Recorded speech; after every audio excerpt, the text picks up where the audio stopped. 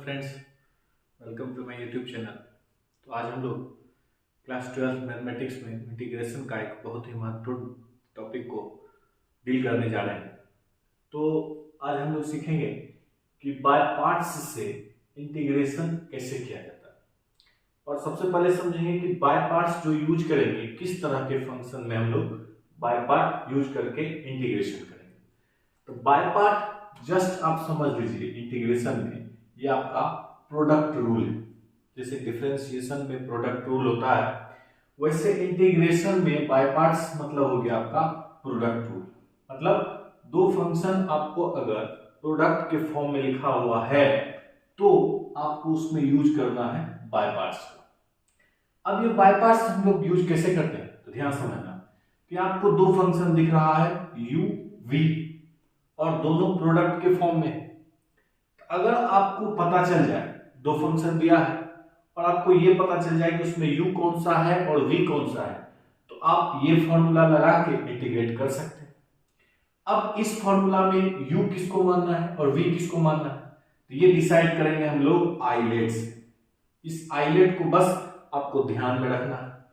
Islet में आपको 5 letter है, तो आई होता है आई से इनवर्स ट्रायगोनोमेट्रिक फंक्शंस, जो आपको नीचे लिखा हुआ है। मतलब ये सब फंक्शन आपका जो है इनवर्स ट्रायगोनोमेट्रिक फंक्शंस है। ये आपका आया तो समझना है कि वो आई।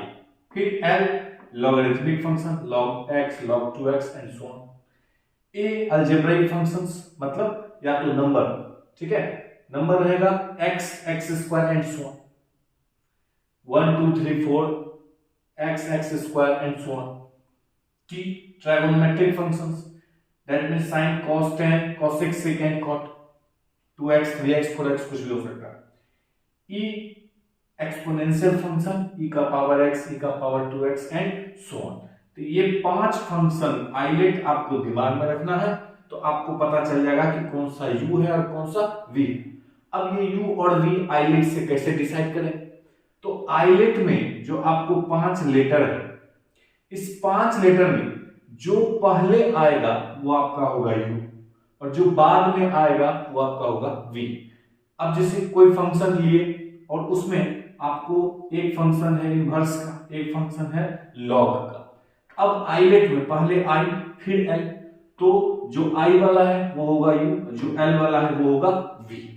इस तरह से अगर आपको u और v पता चल जाए तो आप ये फॉर्मूला लगा के और उसको इंटीग्रेट कर सकते हैं। इस फॉर्मूला के अकॉर्डिंग u को कांस्टेंट रखना, v को इंटीग्रेट, माइनस u को डिफरेंशिएट, फिर v को इंटीग्रेट, फिर जो प्रोडक्ट करके आएगा उसको इंटीग्रेट कर देना और लास्ट में प्लस सी लगा देंगे। चूंकि इंडेफिनिट इंटीग्रेशन है तो कांस्टेंट ऑफ इंटीग्रेशन उसमें आएगा।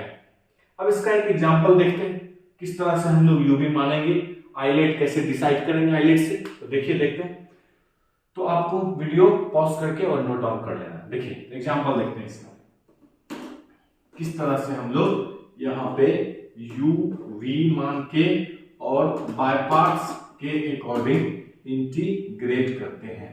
देखिए सबसे पहला एग्जांपल आपका यहाँ हम ले रहे हैं और उसको सॉल्व करेंगे तो आपको पता चल जाएगा किस तरह से u v मानना है और आइलेट से कैसे डिसाइड करें। तो सबसे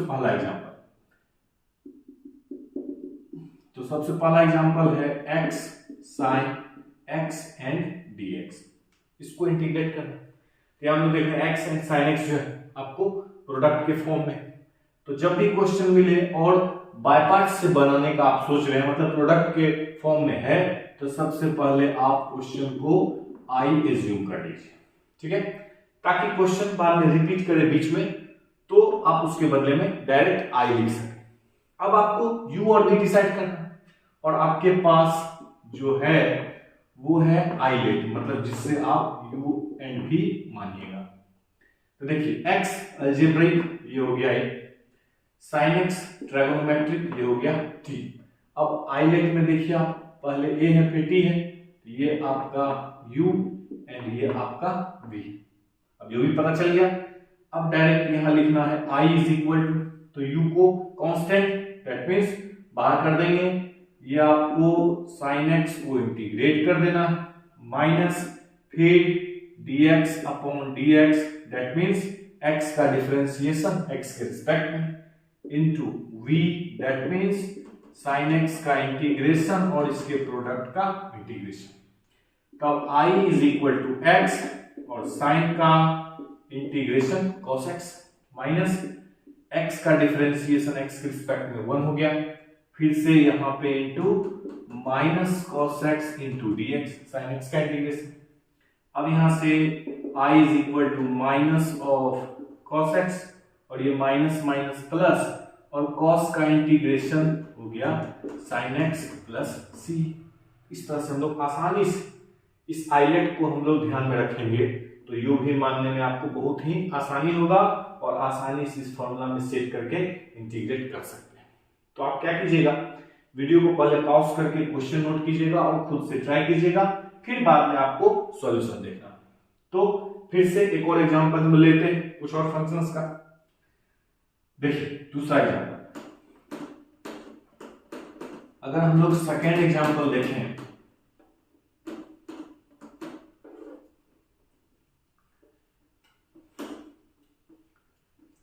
दूसरा एग्जांपल अगर हम लोग देखें बाय पार्ट्स के अकॉर्डिंग इंटीग्रेट करने का, तो सेकेंड एग्जांपल हम लोग ले लेते हैं यहाँ पे x and log of x dx x के रिस्पेक्ट में करना। सबसे पहला काम इसको आप i एज्यूम कर लीजिए, आपको u भी डिसाइड करना है अकॉर्डिंग टू i। तो x आपका a log x आपका l। अब देखिए पहले l है मतलब ये हो गया u, फिर a है ये हो गया v, आसानी से कर सकते। अब i is equal to u आपका चला गया बाहर दैट मीन्स कांस्टेंट, यहां से integration of x minus integration of differentiation of u that means log x into v को करना है इंटीग्रेट और फिर पूरा प्रोडक्ट को इंटीग्रेट। अब यहां से i इज इक्वल टू यहां x का करेंगे x स्क्वायर बाय 2 और इनटू log ऑफ x, यहां x का integration x square by 2, x that means x का पावर 1 तो x का पावर n वाला फॉर्मूला माइनस log x का डिफरेंशिएशन 1 बाय x, x का integration x square by 2 into dx। अब देखिए यहाँ x का पावर 1 से यहाँ 2 पावर है, एक खत्म हो जाएगा x बच जाएगा। अब i is equal to x square by 2 and log of x minus constant 1 by 2 बाहर बच गया आपको x, तो x का x square by 2 plus c। अब इसको आप मल्टीप्लाई भी कर सकते हैं, ऐसे भी छोड़ सकते हैं, मल्टीप्लाई कर दीजिएगा, ये आपका आंसर हो गया। इस तरह से हम लोग इंटीग्रेशन कर सकते हैं बाय पार्ट के थ्रू। बाय पार्ट से हम लोग क्या सीख रहे हैं कि जब आपको फंक्शन प्रोडक्ट के फॉर्म में रहेगा तो एक को u एक को v मानेंगे। u भी कैसे मानना है, तो आइलेट्स, जो आइलेट में पहले आएगा वो होगा u, जो बाद में आएगा वो होगा v। फिर इस फॉर्मूला पे सेट करेंगे, u भी पता चल जाएगा, तो सेट करने के बाद फिर इंटीग्रेट कर देंगे, आंसर निकल जाएगा। तो अब कुछ क्वेश्चन में आपको ऐसा भी आएगा, जैसे इस क्वेश्चन में हम लोग देखेंगे x स्क्वायर e का पावर x dx। किसी किसी क्वेश्चन आपको कि जैसे यहाँ एक बार इंटीग्रेशन कर रहे हैं तो जो दोबारा आ रहा है वो आसानी से कट जा रहा है और इंटीग्रेट हो जा रहा है, लेकिन किसी किसी फंक्शन में आपको एक बार इंटीग्रेट कीजिएगा तो फिर से आपको बाय पार्ट लगा के इंटीग्रेट करना पड़ेगा। जैसे इसमें अगर हम लोग इसमें बाय पार्ट लगाते हैं तो ये आपका अलजेब्रिक, ये आपका एक्सपोनेंशियल, ये देखिए ये आपको लास्ट में, तो ये तो सबसे लास्ट में आएगा ये v और ये आपका u। अब इसको जब आप u भी मान के इंटीग्रेट कीजिएगा तो आपको बीच में एक ऐसा फंक्शन दिख जाएगा इंटीग्रेशन करते टाइम। अब देखिए इसको फिर से बाय पार्ट से करना पड़ेगा, मतलब एक ही क्वेश्चन में हो सकता है आपको डबल बाय पार्ट्स लगाना पड़े, तो घबराने की जरूरत नहीं है। एक बार लगाना पड़े, 2 बार 3 बार सेम रूल है। आइलेट को ध्यान में रखेंगे और आइलेट के अकॉर्डिंग यू भी मानते जाएंगे और इंटीग्रेट करते जाएंगे और लास्ट में प्लस सी लगा के आंसर लिख देना। तो इस तरह से हम लोग बाय पार्ट से उस फंक्शन को इंटीग्रेट करते हैं जब फंक्शन प्रोडक्ट के फॉर्म में रहेगा। एक को यू मानना है, एक को वी मानना है अकॉर्डिंग टू आइलेट। जो पहले होगा इसमें वो यू होगा, जो बाद में आएगा वो वी होगा। और इस फॉर्मूला में सेट करके इंटीग्रेट कर सकते हैं।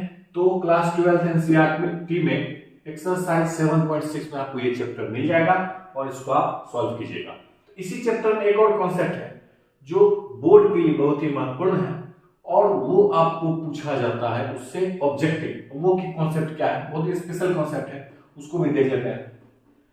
तो आप वीडियो को पॉज करके नोट डाउन कर लीजिएगा और क्वेश्चन खुद से ट्राई करना है। आप देखिए ध्यान से, वो आपका स्पेशल कॉन्सेप्ट क्या है उसको हम लोग ध्यान से देखते हैं। तो क्वेश्चन अगर बीच में रिपीट हो तो इसीलिए हम लोग आई मानते हैं। तो उस रिपीटेड क्वेश्चन को आई लिखना है, ना कि पूरा क्वेश्चन लिख देना है। चलिए, तो वो क्या है आपका स्पेशल कॉन्सेप्ट, देखिए e to the power x fx plus f dash x और ये आपका dx।